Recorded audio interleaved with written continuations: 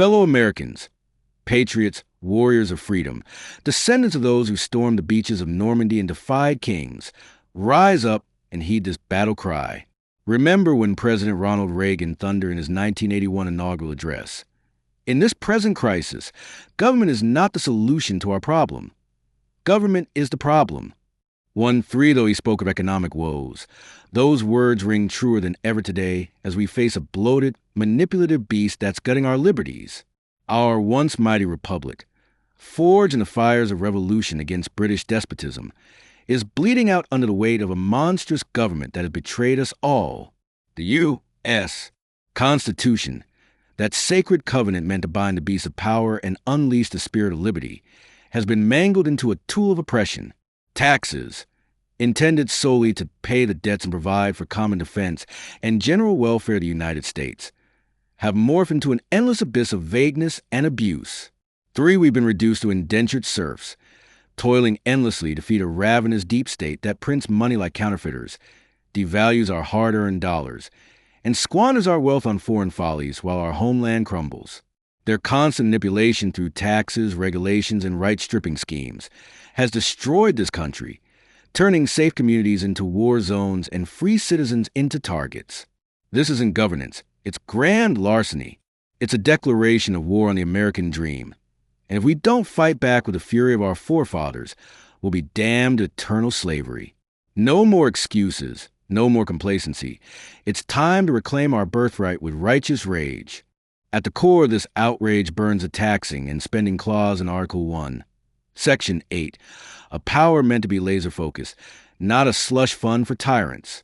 General welfare was never a license for unlimited plunder. The framers designed it as a tight leash on federal excess. 5, before 1913, our government funded itself primarily through tariffs on imported goods and excise taxes on items like alcohol and tobacco, honest revenue streams that didn't directly raid the pockets of everyday Americans, representing a balanced approach tied to commerce rather than personal earnings. 25, 26, 27, but that wasn't enough for the greedy officials and their cronies. Thwarted by constitutional roadblocks, like the Supreme Court's righteous 1895 smackdown in Pollock v. Farmers Loan and Trust Company, which declared a federal income tax unconstitutional without apportionment among the states, they schemed to bypass the people's will. 04 entered the 16th Amendment in 1913, rammed through not as a tool for the people's good, but as a power grab for self-serving elites and their insatiable interests. This marked the dawn of tax slavery, unleashing a beast that turned free citizens into perpetual cash cows for government gluttony. Not representing we the people, but the bloated appetites of officials lining their pockets and expanding their empires. Yet here we are, drowning in a national debt that has exploded to $38.40 trillion as of December 2025, ballooning by $2.23 trillion in just 1 year. That's a staggering $6.12 billion per day stolen from future generations. 8 politicians in the Federal Reserve print fiat money like madmen, igniting inflation that ravages our savings and jacks up prices on everything from bread to fuel. And who bears the brunt? You, the hardworking American, whose tax revenues swell as your purchasing power shrinks.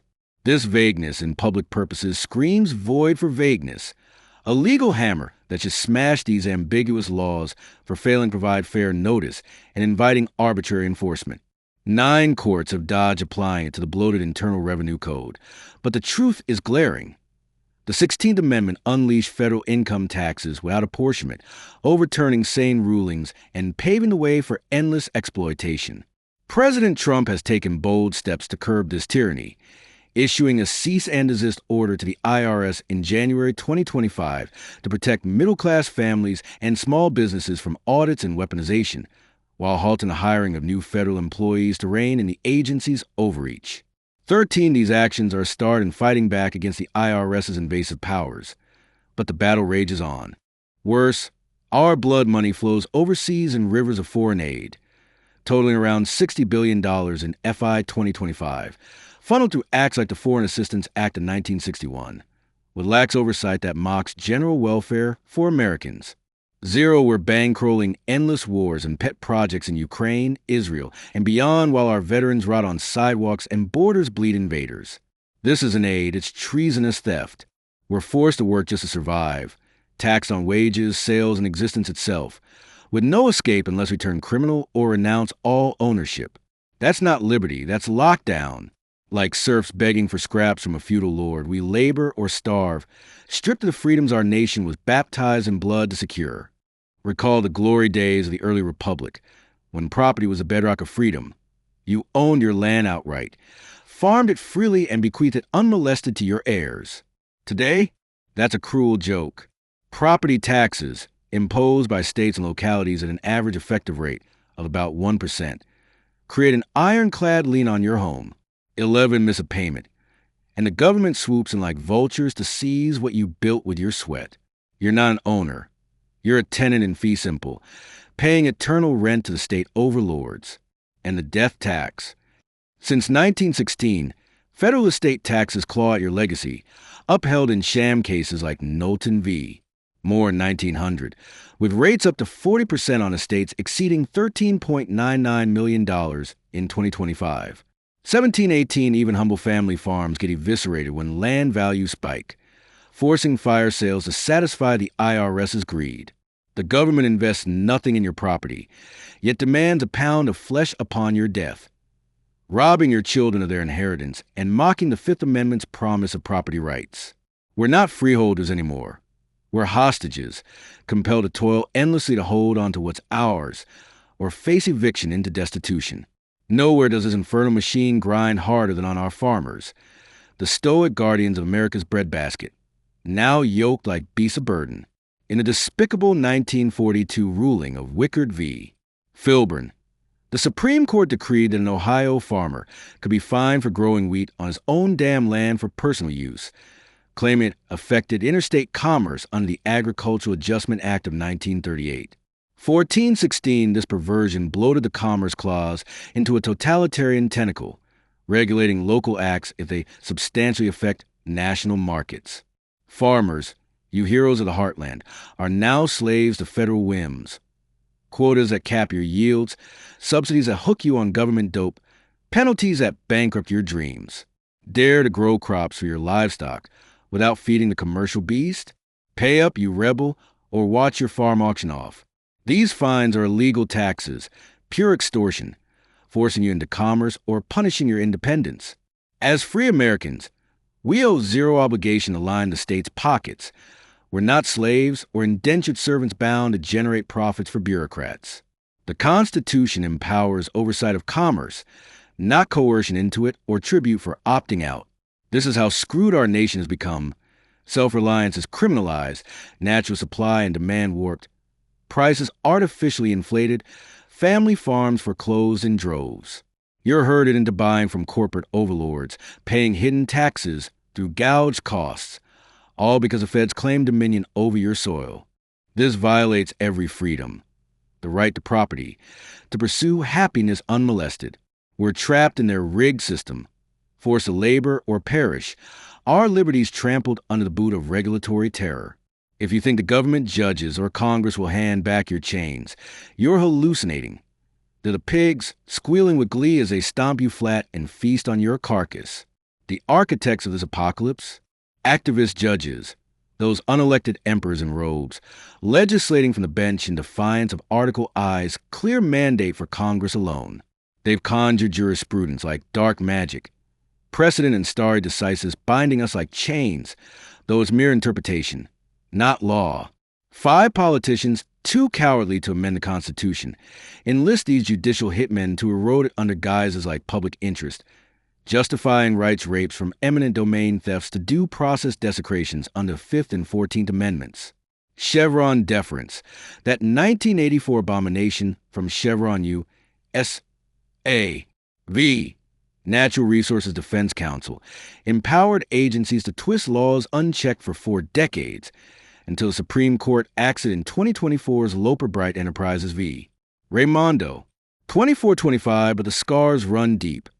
Years of unconstitutional edicts spawning more monstrosities, devastating ordinary folks who can't afford courtroom crusades. The government funds its assaults with our taxes, while we bleed dry fighting back. It takes decades to slay these dragons, letting harms metastasize and shred our nation's fabric. Even the presidency buckles. These rulings empower a deep state to sabotage commanders-in-chief defending our sovereignty. And the FBI, that secret police force was rammed down our throats in 1908 by Attorney General Charles Bonaparte under President Theodore Roosevelt. Despite Congress rejecting a national spy agency as akin to Europe's Gestapo. 1920 executive fiat birthed it. Funding followed, and by 1935, it was the FBI, a rogue behemoth spying on citizens, overstepping bounds, and embodying the very tyranny we fled. President Trump has been a fierce warrior against this deep state shadow, vowing to dismantle it and issuing executive orders in 2025 to end the weaponization of the federal government, including reforms to curb bias in intelligence agencies and install loyalists to root out corruption. 8/3/23 through initiatives like Project 2025 and allies like Russell Vought at the Office of Management and Budget, Trump has pushed to reform the federal workforce, eliminate duplicated functions, and end programs like DI that bloat bureaucracy, all in a bid to drain the swamp and restore accountability. 6/17/1925 yet. The entrenched powers fight back, underscoring the need for continued vigilance. And now, the tyrants strike at our core right to self-defense, cloaking their assaults in a phony veil of public interest. They strip gun rights from felons, even those who've never wielded a weapon in crime or never owned one at all, banning possession under federal laws like 18 U.S.C. Section 922G. They've made it a nightmare for law-abiding citizens to arm themselves, with endless hoops, background checks, and restrictions that criminals laugh at. Dangerous thugs snag guns through black markets, straw purchases, or theft, then unleash hell, robbing, raping, murdering, and terrorizing, while the disarmed suffer. Worse, under constructive possession doctrines, a felon's spouse or family can't even keep a firearm in a home without risking charges, as courts rule that mere access or control equates to possession. Entire households are left defenseless, easy prey in a world the government has made unsafe through its own meddling. In the past, when more Americans were armed, communities policed themselves. Intruders thought twice before breaking in, knowing justice could come swift and sure. But today, the data paint a complex picture. While some argue armed citizens deter crime, numerous studies show that states with higher gun ownership and laxer laws often suffer higher rates of gun homicides and violent crime, with the U.S. as a global outlier in firearm deaths. 6, 7, 10, 11, 12, 13, 14 yet. The debate rages. Stronger gun laws correlate with lower gun violence in some analyses, but the government's blanket restrictions ignore that criminals bypass them, leaving the law-abiding vulnerable. 7 ain't the real public interest. Ousting the politicians and judges who peddle these disarmament schemes, restoring our Second Amendment rights to make America safer through responsible, widespread armament, not nanny-state nonsense that empowers predators. This public interest farce extends to abominations like the sex offender registry, born from laws like Megan's Law and the Adam Walsh Act, promising safety but delivering only illusions and devastation. It hasn't lowered recidivism rates at all. Studies show mixed and no evidence of deterrence, with some even suggesting notification increases reoffending by isolating individuals and heightening stress. 20, 21, 25, 26, 27, 28 instead. It inflicts emotional and physical harm on families, sparking more crime from desperation among those who might never reoffend. Shockingly, it ensnares children as young as 10 or 14 in some states, juveniles exploring life, often victims themselves of learned behaviors or ignorance of the law, the very kids these laws claim to protect. 15, 16, 17, 18, 19. These young souls face harassment, violence, disownment, suicide, and murder, all for a program that breeds harm, not good. Like every unconstitutional government scheme upheld under public interest, it violates rights and wrecks lives. The true public interest? Purging the judges who greenlight these atrocities with inferior case law, define the supreme authority of the Constitution. Those in the government know the reason for the Second Amendment. It's to fight tyranny, plain and simple. The Constitution spells it out. A well-regulated militia being necessary to the security of a free state, the right of the people to keep and bear arms shall not be infringed. That doesn't take political approval and isn't illegal. It's a constitutional obligation to protect our country, defend the Constitution from tyranny and preserve the free state. But the courts say otherwise, spewing rulings like useless words that no longer protect or defend the free state or the Constitution that keeps it free. Our founders weren't idiots. They armed the people as the ultimate check against oppression. Jefferson warned that arms are the last resort against government tyranny. Mason called disarming the people the path to enslavement. 1-6 Hamilton urged citizens to rush to arms if needed. 0. Yet judges have betrayed us.